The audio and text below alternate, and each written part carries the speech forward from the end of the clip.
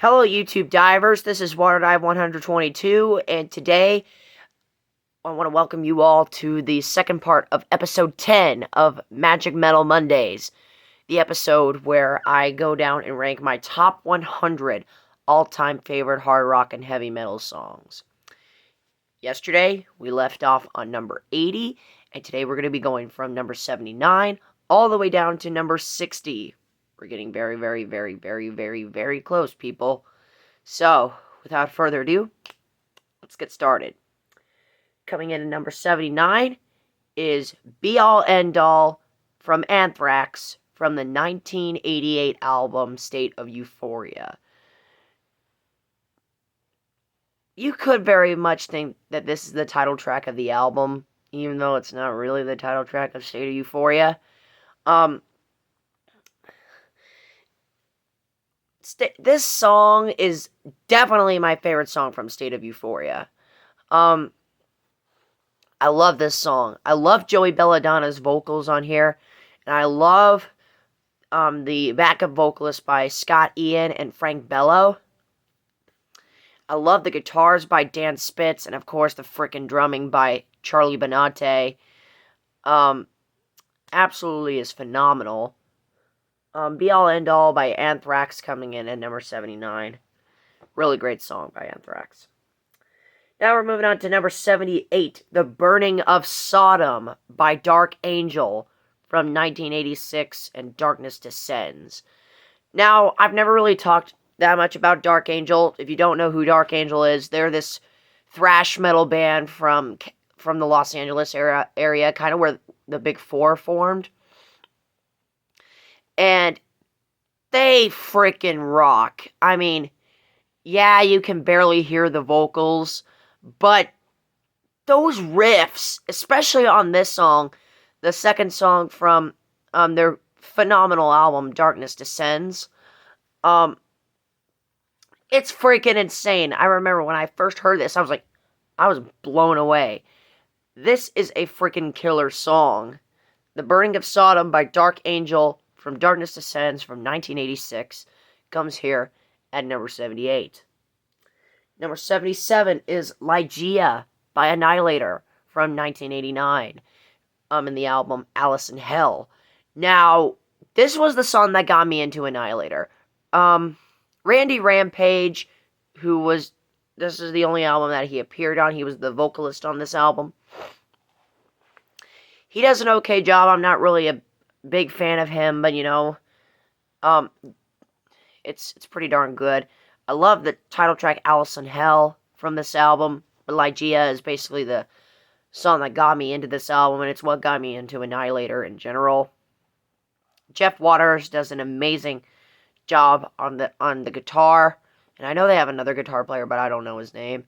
But Jeff Waters does a freaking killer job on lead, and he does. He basically holds up the core. He's basically been their main singer since 1989. Actually, no, since 1990 with Never Neverland, which was the album that followed up this. But in my opinion, this is a great song from a great album from a great band. Ligeia by Annihilator coming in at number 77. Coming in at number 76, Spoon Man by Soundgarden from 1994, Super Unknown. Now, I'm not gonna lie, Chris Cornell sounds freaking amazing on this. To follow up an amazing song that is Black Hole Sun, and to do it so well, you already got one classic song, and then you followed up with another classic song. This is a freaking classic song. It's one of the best Soundgarden songs. It's probably my second favorite Soundgarden song, right behind Black Hole Sun. Just to let you know that. I freaking love Spoon Man. I love that riff that opens up this song. And as I previously mentioned, I love Chris Cornell's vocals on here. Chris Cornell is, of course, one of my favorite singers. Rest in peace, Mr. Cornell. We all love you, man. It's like from Annihilator. This is a great song from a great album from a freaking killer band. Spoon Man by Soundgarden coming in at number 76. Now we get to the good. Now we're moving on to number 75 in Boulevard of Broken Dreams by Green Day off the 2004 album American Idiot. Now, this is definitely one of the staples in the Green Day discography, even though it's kind of the sequel song to another big hit of theirs, Holiday. Like midway through the Holiday song, it feeds in from the fast tempo of Holiday to the slow somber tempo of Boulevard of Broken Dreams. I personally prefer Boulevard of Broken Dreams, excuse me. But I really like both songs, but for me, Boulevard of Broken Dreams cracks the top 100 for me. Billy Joe Armstrong, in my opinion, he's at his best vocal performance when he's singing ballads. Of course, Trey Cool does a great job on here. And the bass player, I can never remember his name. He does a freaking good job on this song too. This song is off of my favorite Green Day album. It's just phenomenal. Freaking phenomenal. Now we're moving on to number 74, Detroit Rock City by Kiss from 1976's Destroyer. Oh man, if this song is not a classic, I don't know what is. And whenever, it's like I said in part 1, you put this song on the freaking radio, and as soon as you hear that riff, that do-do-do-do-do-do-do-do-do-do, you're like, holy mackerel, that's Kiss! That's freaking Detroit Rock City. And then when Paul Stanley's vocals comes in, you're like, this is definitely Kiss, alright. It's either him or Gene Simmons, I don't remember. But yeah, Detroit Rock City, freaking classic off of my favorite Kiss album. And it's honestly an honorable pick for one of my favorite heavy metal albums of all time. Really great. It's my second favorite Kiss song. Mine one. I'm not going to tell you what it is. So there you go. So now we're quickly moving on now. Number 73, AIR by Anthrax from the 1985 album Spreading the Disease. What a freaking opener this is. I mean, from the opening riff to that riff, that da-da-da-da. I mean, it honestly just wants to make you headbang. I know whenever I play that song on the guitar, it makes me want to freaking headbang. To me, this is a very classic Anthrax song. It's thrashy, it's fast. Joey Belladonna sounds freaking amazing on this. As I previously mentioned, Frank Bello sounds amazing. Basically the entire band. This opens up my favorite Anthrax album and my 8th favorite album of all time. A really great opener. One of my top 10 favorite openers of all time in metal. Might make a separate video on that. I don't know. But yeah, AIR by Anthrax coming in at number 73. Moving on to number 72, Foreclosure of a Dream by Megadeth from 1992's Countdown to Extinction. Holy mackerel, this song was a song I listened to when I was first getting into Megadeth. Foreclosure of a Dream is probably one of the most politically motivated songs I've ever heard. It's a really, really great song. Dave Mustaine sounds epic on this. And of course, the freaking guitar solo by Marty Friedman, absolutely killer. Nick Minz's drumming is also great. Dave Ellison's bass is, of course, very, very good on this album. I love Dave Mustaine's vocals on this song. He kind of sounds like an early version of Geddy Lee, I guess, with that lyric line that goes, "You'll find the solution, the answer is in the sky." If you listen to the studio version, you know what I'm talking about, I guess. But Dave Mustaine's nowhere near as good as Geddy Lee, in my opinion. But moving on. Number 71, The Unforgiven by Metallica from the Black Album from 1991. Alright, so in my opinion, I'm not really a big fan of the original. I actually don't know why I have it ahead of Unforgiven 3. But I really like the slow, somber tone of the original. In the Unforgiven 2, we would get like a more faster tone, and the Unforgiven 3, we get a combination of the two. I really like the Unforgiven. I freaking love the music video to it. And, when James Hetfield's vocals kick in, especially in the chorus, you just want to sing along every freaking time you hear it. So, yeah. Unforgiven by Metallica coming in at number 71. Moving on to number 70, The Dark Ride by Helloween. Yes, we're returning back to Helloween, no surprise here. Now, this is obviously my favorite song off of The Dark Ride from 2000. In my opinion, this is probably the least heaviest song on the album. And I really like it. I mean, Andy Darris sounds amazing. As does the dual lead guitars by Roland Grappow and Michael Wycath. They both sound amazing. Willie Kush, I believe, was on this album. Yeah, Willie Kush. He sounds amazing. Marcus Grosskopf, the bass player, absolutely sounds freaking phenomenal on this album. No, on this song. It's the title track to The Dark Ride. But The Dark Ride by Helloween coming in at number 70. Moving on to number 69. We got No One Like You by the Scorpions. Speaking of German bands, from 1982's Blackout. Now, like with Foreclosure of a Dream, this song, I was introduced to this song when I had just become a fan of the Scorpions. And let me tell you, this song does not freaking disappoint. Yeah, the lyrics can be a little bit cheesy from time to time, but that chorus is as catchy as you can define the word catchy. I mean, it's just freaking amazing. I love it. Klaus Meine sounds freaking amazing on the vocals. Everyone sounds phenomenal. The drums sound freaking heavy.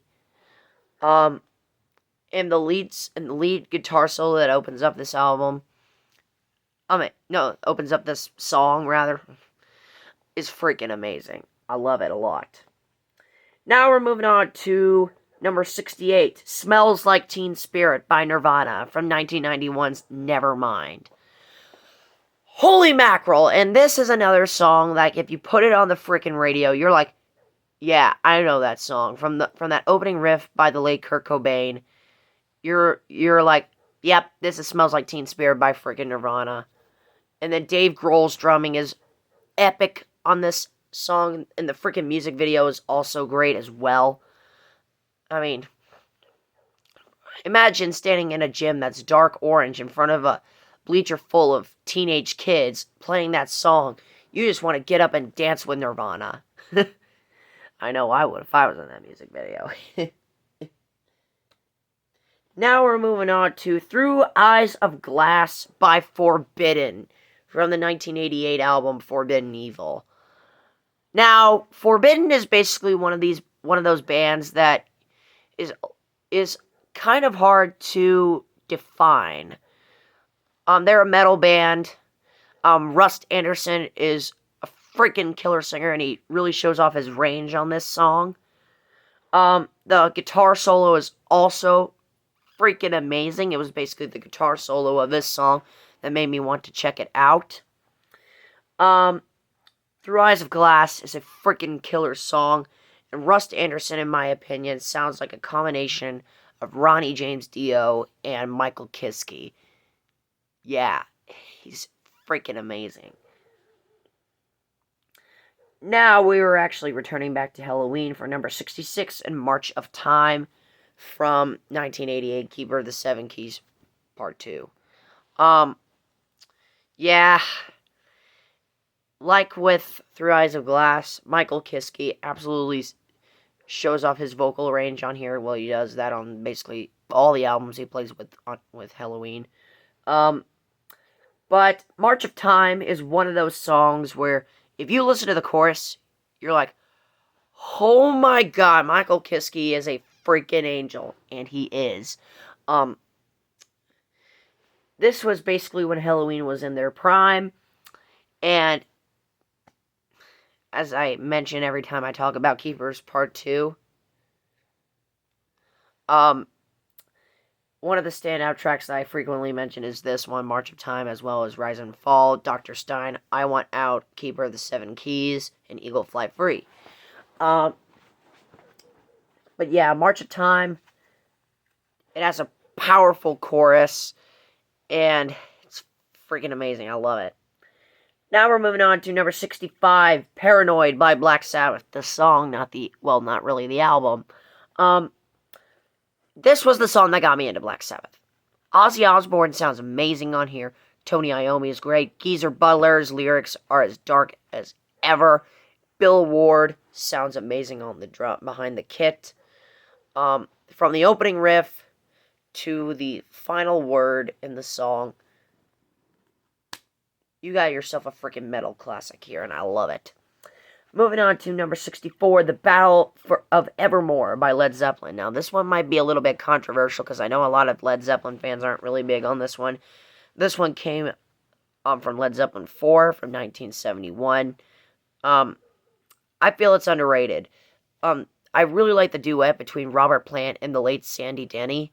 And I like the mandolin playing by Jimmy Page. Yeah, by Jimmy Page. And